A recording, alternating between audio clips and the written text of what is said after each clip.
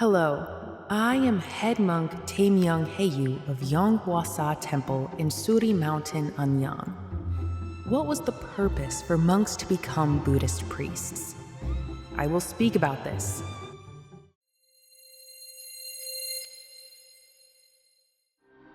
In this good world, shaving one's head and wearing monastic robes to live a whole life, there must have been a purpose for becoming a Buddhist priest, right?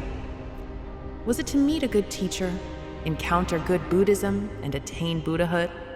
Or was it because living in society was hard, so they thought, whatever, let's just shave our heads and live in a temple? There must have been some purpose. Then, if one entered the temple with the mind to enlighten living beings, it would be right to meet a good teacher and study. If the Buddhism I know is the best in the world and correct, shouldn't that Buddhism be enlightened Buddhism? But from what I've heard, that's not enlightened Buddhism, but just unremarkable Buddhism. If one believes in that and thinks they're enlightening living beings, I think the monks are mistaken. It doesn't seem to be the purpose. Then I, who have renounced everything and became a Buddhist priest, what is the purpose of my becoming a Buddhist priest? I must have had some purpose and plan, so I became a Buddhist priest, right? I became a Buddhist priest solely because I liked the Buddha and wanted to meet the Buddha and learn enlightened Buddhism from that good teacher. I also attended the monastic university and studied a lot, but in the end, I came close to death, suffering to the point of death while learning the Enlightenment.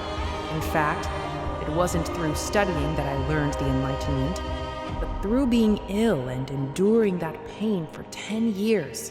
That was the realization in learning the Enlightenment. The purpose of monks shaving their heads and coming to the temple wasn't because living was hard, but to meet a good teacher for the sake of living beings, receive the realization, and also become enlightened to do good deeds in the future. But upon becoming a Buddhist priest, the reality was far from that. And upon studying, while there are good priests in the Buddha's Buddhism, surprisingly, it wasn't enlightened Buddhism. It's more accurate to think of it as unremarkable Buddhism, needed for a human life. That's not enlightened Buddhism. I was so ill that I came close to death, suffering to the extreme, unable to get up from lying down. I can't fully express that in words. I will speak more gradually from now on, and during that time, I met an enlightened teacher. And who is this enlightened teacher? It is none other than Yonghwa Maitreya Buddha. I had posted in writing that I met the enlightened Maitreya Buddha, but I hadn't spoken deeply about it. Today, I will lay it all out, so please listen carefully. My younger brother also became a monk in the Joygye order with me, but he collapsed from illness and was hovering between life and death, on the verge of dying with a respirator attached. But for some reason, maybe due to some virtue from a past life, I finally met Yonghwa Maitreya Buddha. When I told him about my illness, Yonghwa Maitreya Buddha said to me, "If you receive the Chando ceremony for your ancestors from me just once, both you and your brother monk will completely recover and become healthy." I was so surprised when I heard those words, because at the temple where I had ordained, I had been performing Chando ceremonies for my ancestors once or twice a year for over 10 years. So hearing that those Chando ceremonies had not actually worked was such a huge shock and completely baffling. So I spoke to Yonghwa Maitreya Buddha and received the Chando ceremony for my ancestors. After doing so, my body instantly became better on the spot. And when I was sick and lying in my room all day, because I was sick and couldn't work, because I was always lying down, the monks persecuted me so much, glaring at me and hating me for playing and eating, saying, "Go out to the lady right now." Because they pressured me like this, I couldn't go to the dining hall to eat the meal offering. And in the evening, when no one was around and the monks were all asleep, I went to the rear garden, put cold rice from the rice cooker into a stainless steel bowl, added kimchi, covered it with plastic wrap, secretly took it and placed it on the windowsill, ate one meal in the evening, and then ate breakfast the next morning. But in the summer, that rice would spoil and smell sour. In the winter, that rice would freeze, and I put that frozen rice in my mouth and chewed it. The rice was frozen in my mouth and moved around crunchily. Wow, how did I end up like this? I just cried while eating the rice, shedding tears of blood. I ate such rice and did my learning the Enlightenment. Even a beggar wouldn't eat such rice. Although I am just a Joyei Order monk in name, if you look at the process of my learning the Enlightenment, I truly learned the Enlightenment worse off than a beggar on the street. Do you know how miserably I learned the Enlightenment? I learned the Enlightenment so miserably that, looking at the process of learning the Enlightenment, I would have become a Buddha more than 10 times over. However, through learning the Enlightenment alone, there is absolutely no enlightenment, and one cannot become a Buddha. That's all a lie. Learning the Enlightenment becomes learning the Enlightenment only when you go to an enlightened Buddha and receive tutelage. You absolutely cannot achieve learning the Enlightenment by learning the Enlightenment alone. So, among the over 20,000 monks currently in the Joyei Order, if there is anyone who has learned the Enlightenment like me, please come forward. I undertook tremendous learning the Enlightenment that brought tears of blood. Later, even when I risked my life learning the Enlightenment to the point where even tears of blood wouldn't come out, I couldn't attain enlightenment, and being sick, I was just waiting for death. I don't know how I received such blessings, but I met the enlightened Maitreya Buddha and survived by a hair's breadth. So even someone like me, who learned the Enlightenment so harshly, couldn't attain enlightenment, and because my study was Sakyamuni Buddha's Dharma, a flimsy study, I spent such foolish years learning the Enlightenment. Yet other monks couldn't even learn the Enlightenment like me. So how much could they possibly have studied? That's what I mean. So I did harsh learning the Enlightenment for 10 years, while Sakyamuni Buddha is said to have attained enlightenment after praying under a tree for 6 years. Sakyamuni Buddha did it sitting with a healthy, unharmed body. But I was sick and hovering near death, going to the brink of death. I endured ascetic practice lying down for 10 years, yet I couldn't attain enlightenment. Then, neither the Buddha attained enlightenment that way, nor did I, right? So, did the other monks undertake such learning the Enlightenment? That's what I mean. They just did completely bogus learning the Enlightenment. Therefore, because the monks couldn't attain enlightenment, they live as living beings, so their greed just increases. They just pocket money and perform Chando ceremonies they don't even know how to do, receiving precious money from others. But when they die, there's absolutely nowhere to go but the very middle. Where is that place? When monks die, they all go into extinction. They disappear. So who knows what Chando is? What will happen after I die? Who knows that? Without even knowing that, how can one say they're doing Chando or learning the Enlightenment? When students study, they graduate and see a path ahead. They can do business, open a shop, become a civil servant, and they walk a path they can see in front of them. But death is a road you can't see ahead. Monks have no visible path before them. So I ate frozen rice from a windowsill with just a piece of kimchi, one frozen lump at a time while learning the Enlightenment. And why didn't I return to the laity when I was told to leave the temple? Other monks who were sick couldn't endure the persecution. They shed tears of blood, soaked the walls with tears every night, sobbed, and eventually couldn't endure and all left for the laity. I was the one who didn't leave. My body was so ill that I suffered unbearable pain. I could have just given up my life, but I didn't, because I feared it would bring dishonor to the Buddha. That's why I couldn't end my life. Enlightenment? What enlightenment? What the monks call learning the enlightenment isn't enlightenment at all. It doesn't even qualify to be called enlightenment. I couldn't walk, so I lay down and crawled, enduring pain for 10 years to learn the enlightenment. So when sick, should I just lie down? Until the moment my life was about to end, I never laid down. I clung to the Buddha and practiced daily. I studied solely to awaken to this great Buddha's Dharma and try once to save living beings. I studied with my life on the line. The Dharma of Sakyamuni Buddha, I was proficient in that too. But when I met Yongkwa Maitreya Buddha and received his teachings, I was so ashamed I couldn't even speak. I used to present these things as if they were Dharma, but when I asked questions about them, I was so embarrassed I couldn't even hold out my hand.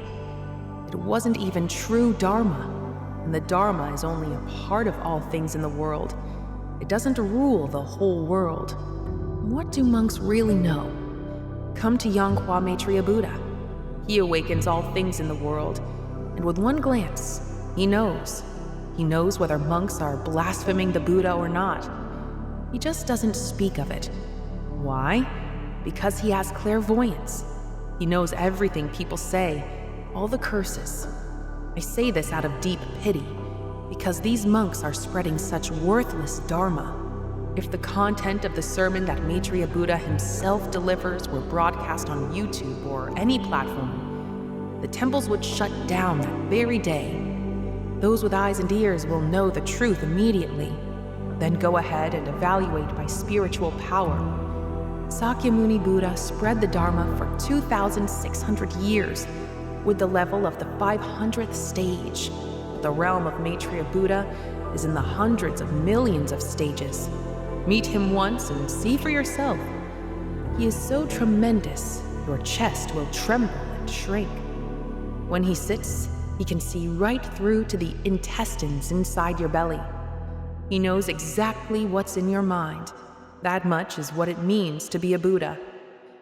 But monks sit with eyes closed, facing a wall. What are they thinking about? Sitting there with closed eyes? Do they call that praying? Then who is truly pitiful? It's the Buddhists who go to the temple. Why do they follow such things? It's pathetic. You raise a child, why send them to a good university? Don't you spend money and invest effort so they can go to good schools, good colleges? If prayer could get them into a good university, why send them to cram schools and spend money? Isn't that so? Prayer is not religion. It is Taoism. It is calling upon the sky gods after receiving a spirit. That kind of prayer is not Buddhism. Why would monks, as enlightenment learners who've embraced the Buddha, sit there facing a wall with their eyes closed? That is not religion. Religion is enlightenment. How can prayer be religion? And why send students to school? Just to make them all sit and pray. They'll get into Seoul National University. Without even knowing that, why do the faithful chase after temples?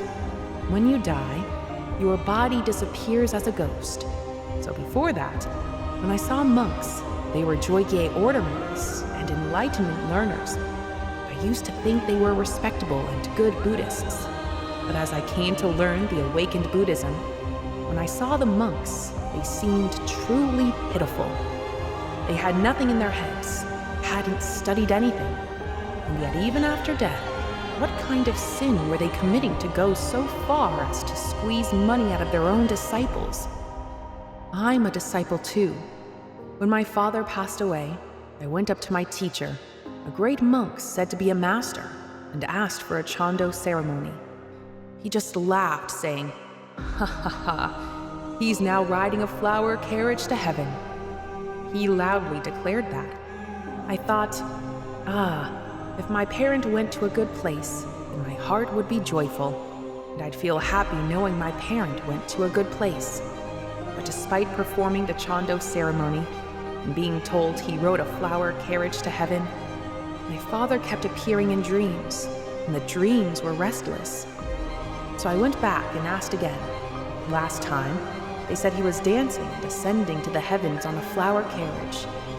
The dreams were so disturbing that I went back and asked again. And then they said, "Oh dear, your father is sitting in hell. Do the Chando ceremony." Now, what kind of monk says 2 or 3 different things with one mouth? Even if he was my teacher, from that moment on, I no longer saw him as my teacher. I saw him as nothing more than a thief and a con man. Why speak 2 different things with one mouth? And that wasn't all. I was so sick that I couldn't function in daily life and was bedridden. I was trying in every way to get well so I could become a monk and spread Buddhism. But it wasn't working. So I went to ask another monk called Buqian. And this time he said, if I built a spirit pagoda, then my ancestors would go to a good place, to the land of happiness, and the descendants would have good fortune. So he told me to do the spirit pagoda offering. So I paid a large sum to build the spirit pagoda. And because he said it would bring blessings to descendants, he even charged my disciples a high price and sold it to them. I went as far as doing that too, but instead of getting better, I was heading closer to death. Then, that monk died.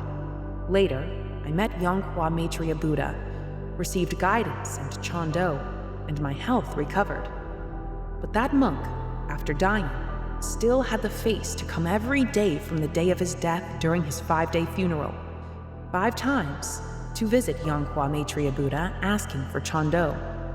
He even appeared in my dreams, begging me to perform Chando for him. So Yongkwa Maitreya Buddha said, "You are not even a Buddha, yet you passed yourself off as one. You couldn't even perform Chando, but claimed you did well and collected Chando fees from the faithful, and even from your disciples. You lied too much, committed many thefts, and lived your whole life as a swindler. Therefore, I cannot perform Chando for you." That monk first squeezed money out of the faithful, and when he could no longer do that, he started squeezing money from monks who were his ordained disciples. Because he committed such a grave sin, Chando was not granted to him, and I realized that this great monk was lying and deceiving people. So I left that temple and enshrined Maitreya Buddha to spread the truly awakened Buddhism. That great monk pretended to be a Buddha, and the sin for that is beyond imagination. So Chando was not performed.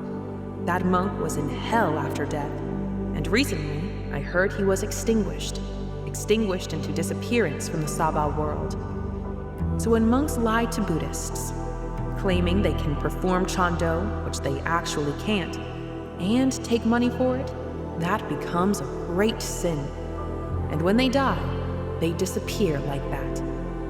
Usually, compared to lay Buddhists who attend temples, most enlightenment learners who become monks and die end up extinguished. Why is that? Because while alive, they act as if they will never die.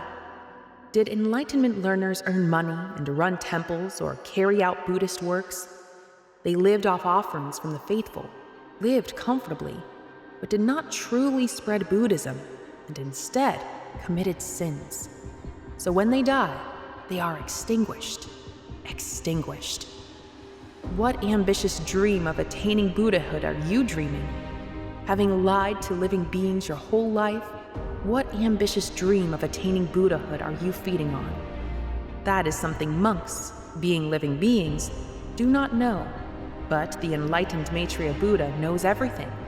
Because only the enlightened Maitreya Buddha knows. For monks, every minute, every second is urgent.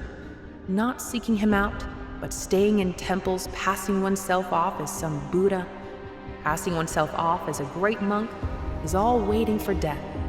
And upon death, it is all extinction. Try living and see if it's a lie. This is what the enlightened Maitreya Buddha has said. All monks undergo extinction when they die. After meeting an enlightened teacher and meeting the living Buddhahood Yongkwa Maitreya Buddha who came to the Saba world and studying, it was revealed that what that monk who claimed he attained Buddhahood said was entirely a lie. Before the Yongkwa Maitreya Buddha who came enlightened, all lies are revealed. Why would they commit such sins after death by extorting money even from their own disciples like that? That belongs in the realm of shamans. It is truly not how an enlightenment learner should behave himself wisely. And the true enlightened teacher is the Yongkwa Maitreya Buddha, the truly enlightened teacher. If I hadn't met this enlightened teacher, I would already not be of this world. But because I met the enlightened teacher, my body healed, and I received tutelage on the enlightened sermon from the enlightened teacher. Even the established monks who claim to have studied a lot must all come and learn from me. Because I received much tutelage when I listened to the sermons of existing monks, I can tell right away that they are bogus. Listening to the sermons of monks appearing on Buddhist broadcasts is so pathetic. Such sermons are truly nothing compared to the enlightened sermon. It's the same as people pursuing doctoral degrees at university, learning things like Gagya, Jiogyo, mother, father, like kindergarten children before entering elementary school. Such flimsy sermons are broadcast daily on Buddhist television. The broadcast station that airs such flimsy sermons is also pathetic, and looking at the reality of Buddhism, it's as if they are all shamans, always saying, pray. There is grace in prayer. If you are sick, sit before the Buddha statue and your body will heal.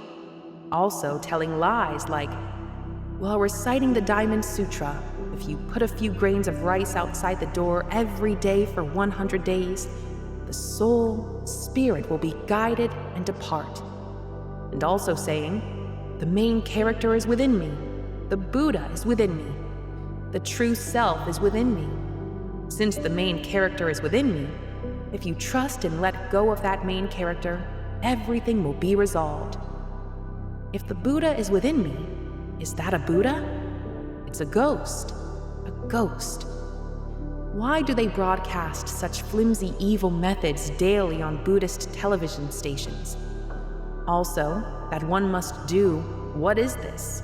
Or do Zen meditation to attain Buddhahood. Such flimsy sermons appear daily on Buddhist broadcasts. Even Sakyamuni Buddha couldn't attain Buddhahood and left his last words, saying, I could not attain enlightenment.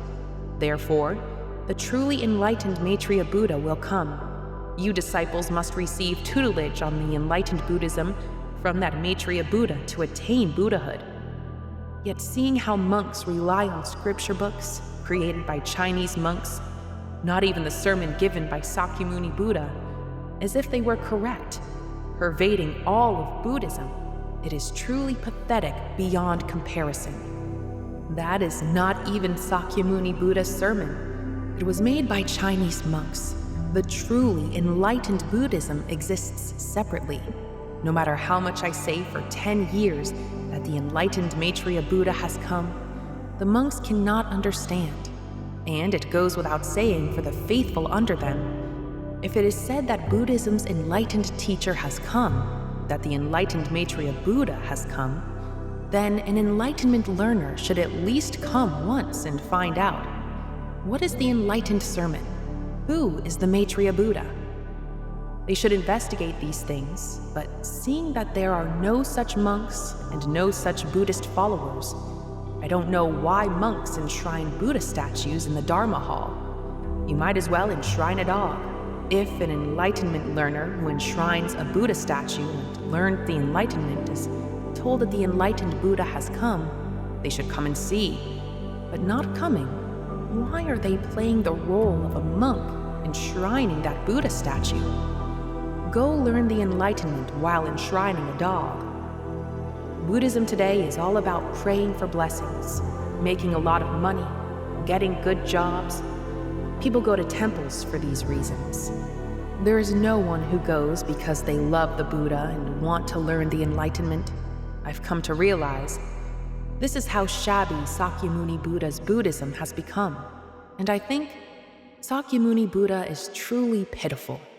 The sermons monks give aren't even sermons, and these pitiful things appear daily on Buddhist broadcasts. It's all worldly law, filthy dung flies buzzing about, and the Buddha's enlightenment is missing. That kind of Buddhism is simply outrageous. The existing Dharma is that of Sakyamuni Buddha, but it's just unremarkable teaching, not the enlightened Dharma. I've said many times, the enlightened Dharma is separate, but I cannot reveal it myself. Come and bow 3 times to Maitreya Buddha and learn. The Dharma is something separate. What they are using now is not Dharma, saying the protagonist is within me, the Buddha is within me, the true self is within me. That's the law of shaman. It's wordplay by monks.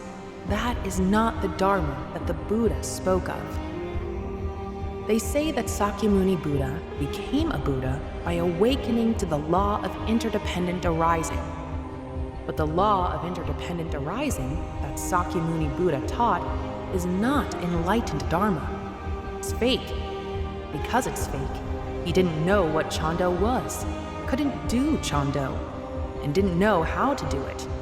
So didn't he never perform the Chando ceremony while he was alive? The law of interdependent arising, as Sakyamuni Buddha taught, is wrong.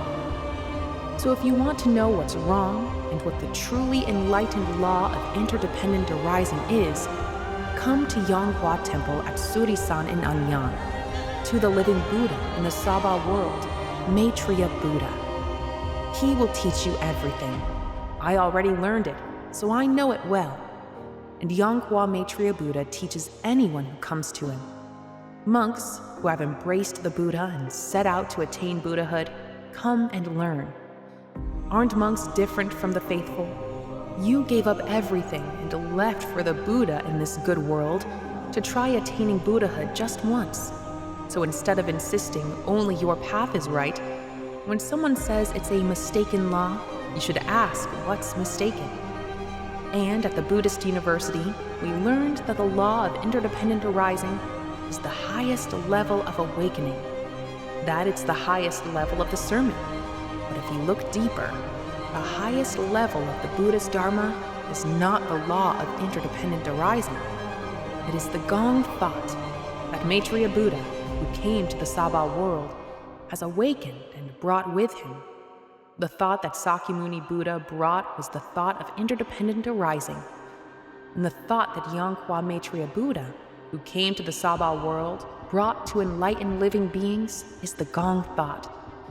I saw on Buddhist broadcasts that they explain Gong thought by saying that Gong is empty, and filling it is the wondrous existence of true emptiness. But that's complete nonsense. And the Gong currently used in existing Buddhism, it is neither Gong, nor gravel, nor anything at all. To learn Gong thought, you must come to Yonghua Maitreya Buddha. No one on this earth knows Gong thought. Even Sakyamuni Buddha only said, Maitreya Buddha will bring the awakened Dharma later. And when you learn that awakened Dharma, you will attain Buddhahood. But he did not know what the awakened thought being brought was. If Sakyamuni Buddha had known the thought that Maitreya Buddha would bring, he would have preached it himself.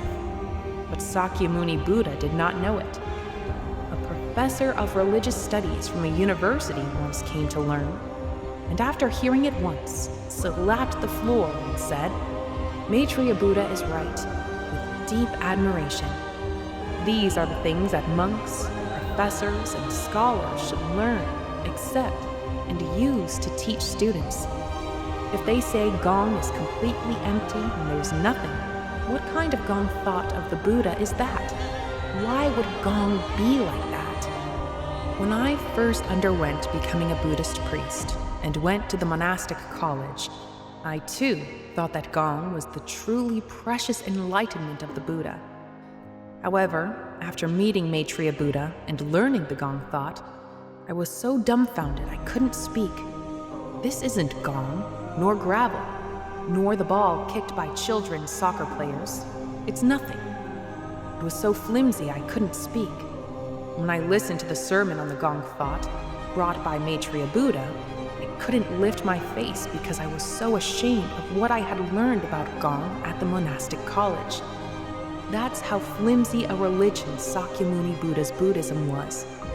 And come see how not only Buddhism, but also the principles of living in this world are explained through enlightenment. It's so astounding that one gapes and cannot utter a word. Even monks, when they come to Yongkwa Maitreya Buddha and listen to the sermon, cannot understand a thing, and when asked a question, they are completely blocked, gasp, and cannot answer. When it is explained kindly through analogy, only then do they understand, slap the ground, and say, "Wow, this great sermon, where have you been all this time to only appear now?" Blaming Maitreya Buddha like that. I spent my entire youth doing 40, 50 retreat seasons in the meditation hall, and now I am almost 70 years old. To hear such a good sermon, if I had learned this sermon when I was young, how I would have spread Buddhism by mastering this great sermon. They lament like this. Seeing the desolate back of that monk turning away was so regrettable. Currently, the level of Buddhism spoken of by Sakyamuni Buddha doesn't even reach that of a kindergartner, because the difference in level compared to the sermon of Maitreya Buddha, who came to the Sabha world, is that great.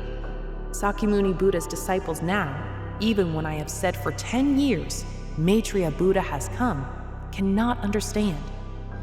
For the Buddhism established by Sakyamuni Buddha, who came to the Sabha world, now to be preserved forever, until the end of the earth, one must receive tutelage on the enlightened Buddhism from the Yongkwa Maitreya Buddha, who came to the Sabha world, and spread Buddhism anew.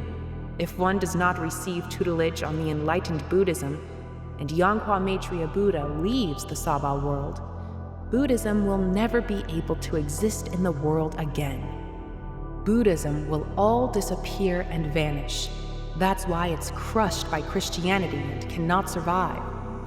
Now, all the young people are in churches. Only the elderly who will die tomorrow or the day after attend temples. What more is there to say?